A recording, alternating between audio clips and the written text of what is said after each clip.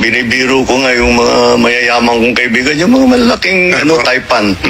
Sabi ko, naiingit ako sa inyo dahil kahit napakalaki ng korporasyon ninyo, nahawak ninyo, pagka inutos ng CEO, ng boss, tapos na. Pagka ako nag-utos, marami pa akong kukumbinsi. Sabi, dito sa gobyerno, pagka meron ka naisip na bagong initiative, bagong idea, siyempre lalapit mo dun sa rank and file, di ba? Para ito, implementin nyo ito. Naku, ang sagot na lagi bumabalik. Ay sir, hindi pwede yan. Baka makuha kami. Yung mga mayaman, pay your taxes.